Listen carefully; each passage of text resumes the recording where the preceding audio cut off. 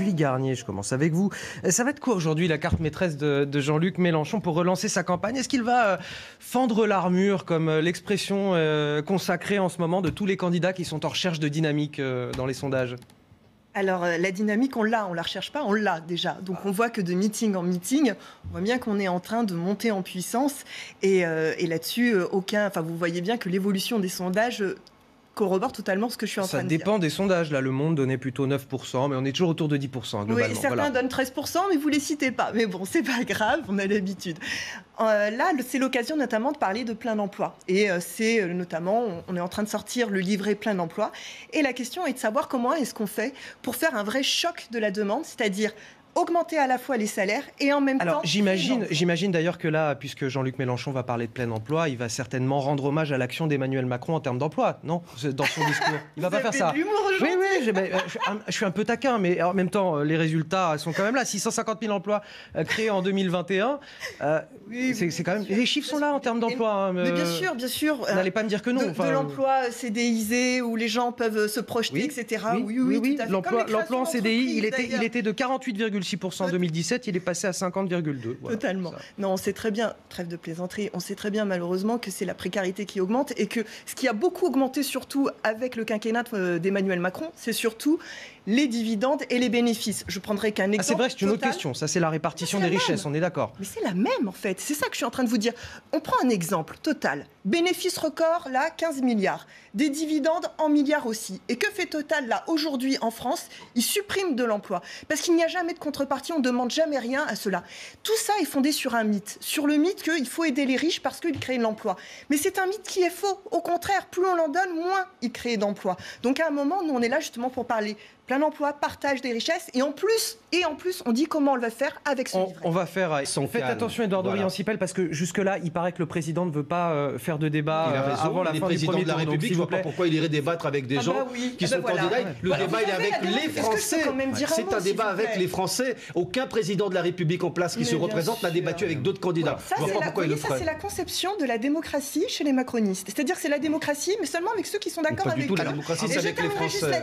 Monsieur, vous rejoignez quelqu'un qui a fait de notre pays une démocratie défaillante. Ça fait 2 ans que la France est classée démocratie défaillante. Vous en fichez.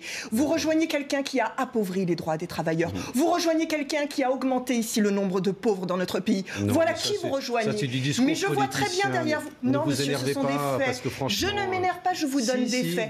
Et moi, justement, je suis en colère contre des politiques comme vous, comme Emmanuel Macron, comme Valérie Pécresse ou comme le Parti Socialiste, parce que vous faites la même politique, c'est-à-dire la politique qui avantage toujours les mêmes. Et vous voyez, il y a une chose que vous n'expliquez pas, madame. Je terminerai là-dessus, si vous souffrez juste d'écouter la fin. Et je voudrais lui répondre sur un point très clair. Non, ce sera Yohann Usaï après. Je terminerai juste là-dessus.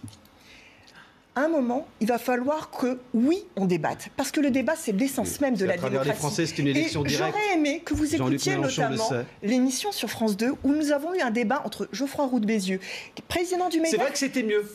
Non, c'était mieux, je le reconnais. Nous avons vu deux visions qui s'opposent. Je le reconnais. Et il y a un moment où il va falloir qu'on Mais partage trop souvent, Jean-Luc Mélenchon perd son calme et ça disqualifie pour l'élection présidentielle.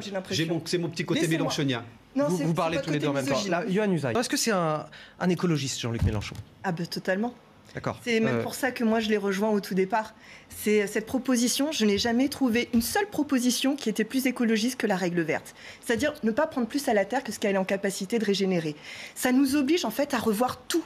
Nos moyens de production, nos moyens de consommation, nos moyens d'échanger, Alors, vous allez m'expliquer en quoi il est écologiste, j'entends bien. Mais moi, ce qui me surprend un petit peu, c'est que je vois qu'il a voulu soutenir le convoi des libertés, un convoi de 3000 véhicules, dont certains partent de Nice pour rejoindre Paris puis Bruxelles, des véhicules thermiques. Je suis un petit peu surpris de son soutien au convoi des libertés. Quand on est un écologiste, ça me paraît un petit peu contradictoire.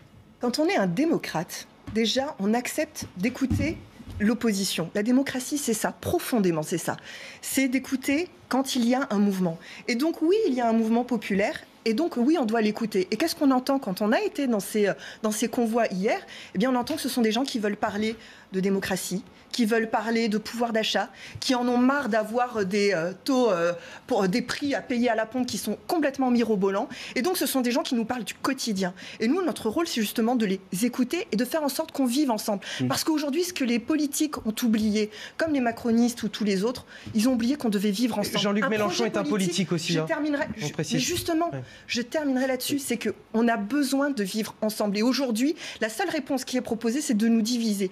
Arrêtons avec ça. À un moment, c'est pour ça que notre programme s'appelle l'Avenir en commun. C'est pour faire en sorte qu'on avance. Et vous savez justement, quand on a des prix qui sont à 1,80 €, 1,90 €, voire même 2 €, militer, c'est-à-dire aller manifester justement avec un plein d'essence, ça a justement Qu'est-ce qu'il va dire sens. tout à l'heure Jean-Luc Mélenchon sur le convoi des libertés? Qu'est-ce qu'il va nous dire? Ce qu'il a déjà dit d'ailleurs sur France 2, c'est-à-dire qu'il faut qu'on écoute et à un moment, il faut qu'on arrête de faire taire les protestations sociales qu'il y a.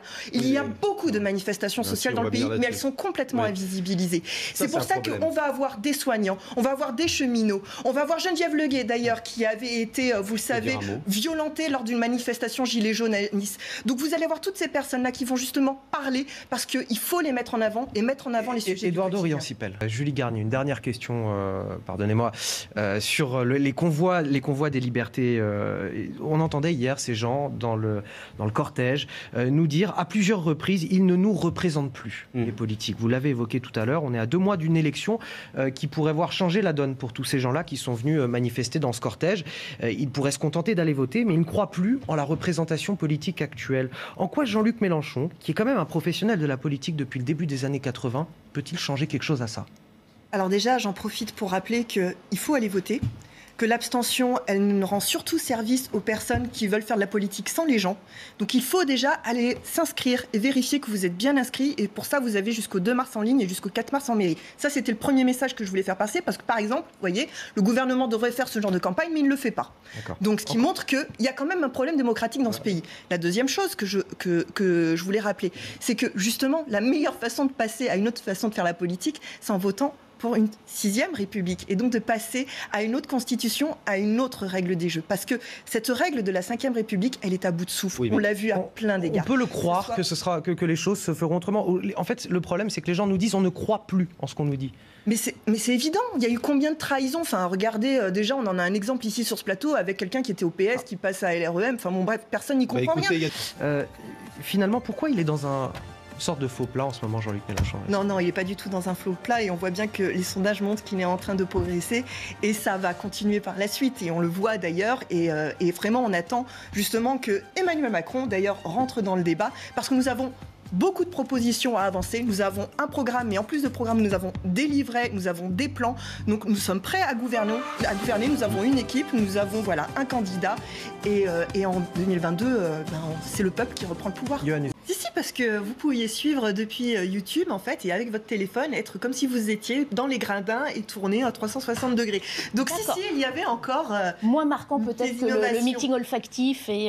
Et puis c'est pas tout. Après, on vous réserve encore des surprises. Ah, d'accord. L'hologramme va revenir, il paraît. Et effectivement, oui. Bon. Julie Garnier, Fabien Roussel, il vous inquiète? Non, parce que moi je sais très bien qu'on parle toujours aux communistes et que dans les réunions publiques qu'on fait, dans les meetings, il y a des communistes qui viennent et ils savent très bien qu'aujourd'hui, face à l'urgence, on a un programme qu'on a partagé ensemble pendant des années et donc on peut se retrouver parce que on voit bien que dans notre pays, cette pauvreté, elle est insupportable, qu'on est étranglé quand on va faire son plein. Aujourd'hui, on le fait avec la boule au ventre. Donc, on a face à ça le même combat et donc on est du même côté et moi je suis sûre qu'ensemble on peut y arriver. Voilà. C'est pourtant que sur le nucléaire, par contre, vous n'êtes pas tout à fait d'accord. Non, sur le nucléaire on n'est pas d'accord, bien évidemment. C'est pour ça que Jean-Luc Mélenchon a tendu la main en disant voilà, on peut ouvrir un référendum. Moi je reste convaincue qu'il faut tourner à cette énergie qui date du siècle dernier et aller vers autre chose, quelque chose qui est une énergie renouvelable. Notamment on pense à l'éolien offshore, donc où on peut retrouver largement les capacités, et même au-delà des capacités nucléaires qu'on a aujourd'hui. Donc on a tellement d'autres choses à inventer ensemble que vraiment, la main est toujours tendue et elle le reste.